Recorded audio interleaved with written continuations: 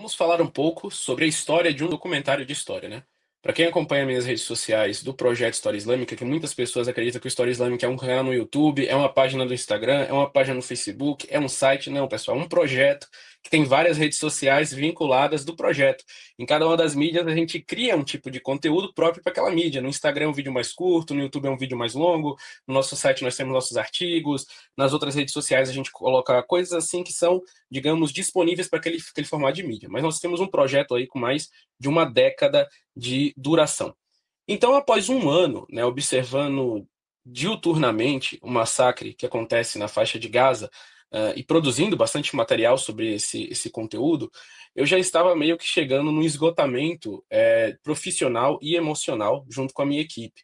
Porque você ficar cobrindo o que Israel faz todo santo dia, que nem a gente estava fazendo, é extremamente desgastante, né? Não é uma coisa fácil. Você tem que ficar analisando, filtrando informações todos os dias. E o nosso trabalho, ele é um trabalho que a gente, assim, não temos uma venda, não temos uma troca. A gente faz pela missão, né? O História Islâmica, ele funciona pela missão. Obviamente que nossos colaboradores, eles são todos pagos, né? Mas este que vos fala é assim, às vezes 24 horas trabalhando e no final do mês meus parabéns, entendeu? Então, assim, essa é a natureza do projeto História Islâmica. Então, assim, após mais de um ano produzindo conteúdo, refutando materiais de sionistas, a gente já chegou a fazer um vídeo com 113 mentiras sionistas, que durou mais de 3 horas de vídeo, explicando basicamente, assim, todos os argumentos que os sionistas levam para os podcasts, para todas as coisas, assim, coisas que eles até ultrapassam dos territórios geográficos da Palestina para falar de história. A gente foi atrás, a gente cobriu a participação dos sionistas nos massacres de ditaduras aqui na América Latina, na África, na Ásia, coisas que as pessoas não sabem. Mas o Estado de Israel, ele não é um problema para os palestinos. Bem, se o Brasil, um dia, Deus nos livre, se tornar um Estado, né, totalitário, o programa de espionagem que vão usar para espionar você será israelense, tanto como já é, né?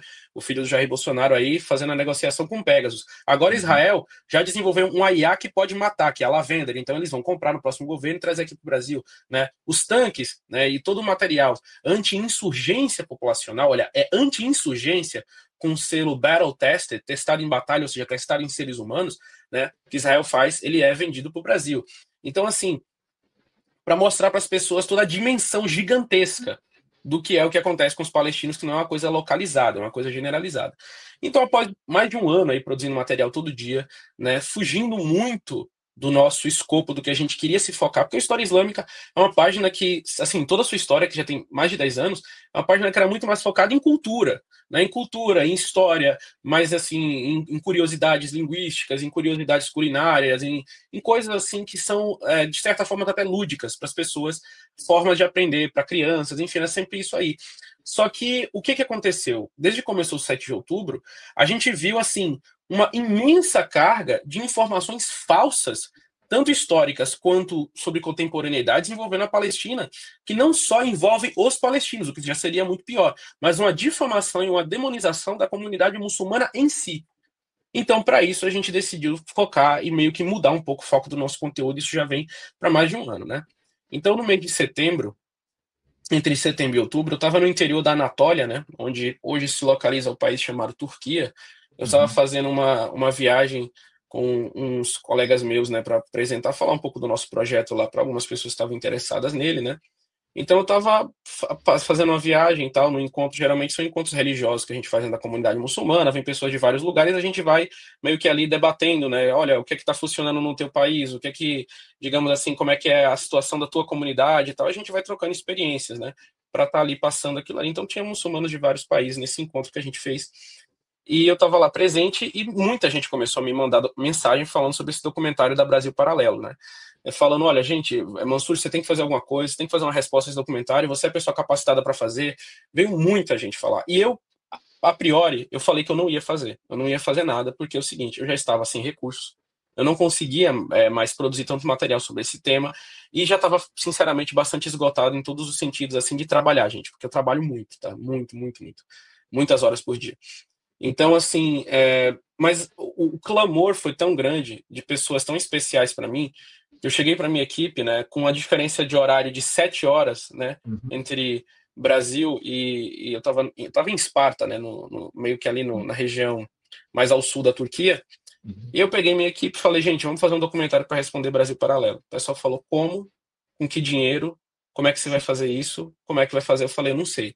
Bota o anúncio e contrata um monte de gente aí para fazer. Aí eu saí contratando roteirista, contratando os historiadores, assim, no bigode, sem dinheiro. Saí contratando um monte de gente, né? Sempre falando que ia pagar no final do mês, e até Uhum. agora consegui, né? Sempre tá pagando no final do mês aí, com toda a dificuldade do mundo, tô conseguindo. E falei para as pessoas começarem a trabalhar. E o pessoal confiou em mim e começou a trabalhar. Então a gente produziu um documentário, obviamente, com a limitação orçamentária que a gente tem, né? A gente não tem nenhum estado pagando para a gente fazer nada. A História Islâmica vive do Pix de seus seguidores, basicamente assim. Então a gente precisou fazer entrevistas internacionais, a gente precisou fazer viagem para gravação em estúdio, a gente precisou contratar uma equipe de animadores 3D, de pessoas para editar, fazer animação, fazer muita coisa e juntar, né, indivíduos que fizessem a diferença nesse documentário. Então, a gente conseguiu uma equipe de profissionais, tá? Nenhum dos nossos das pessoas que trabalharam no documentário são assim, digamos, aventureiros, amadores, não. O único amador na equipe sou eu, tá, gente?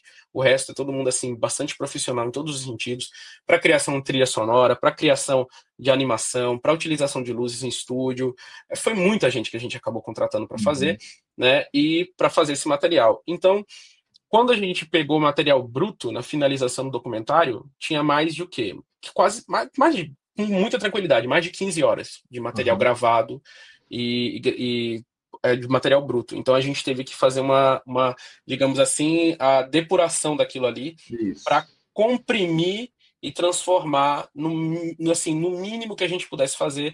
Mas eu falei, ó, menos de 4 horas não dá para fazer, senão a gente vai perder muito material. Por exemplo, Uhum. o Rabino Yitzhak Shapiro, ele veio dar uma entrevista pra gente, né? Ele mora em Nova York, ele é um dos grandes movimentos antisionistas, tá? Não é do Naturei Karta, tá, gente? Os sionistas falam que todos os antisionistas são do Naturei Karta, não é do Naturei Karta.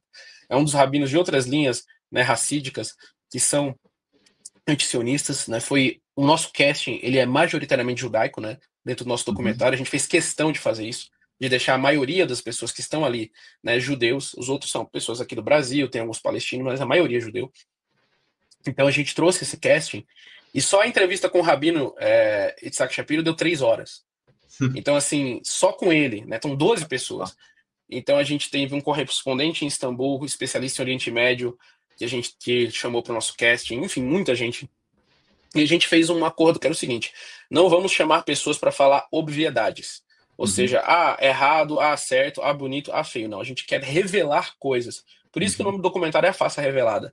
Na entrevista do Breno Altman, por exemplo, tem partes da história do sionismo no Brasil, como atentados terroristas, sionistas no Brasil, que poucas pessoas sabem, mas faz parte da história do Brasil do século XX, tá?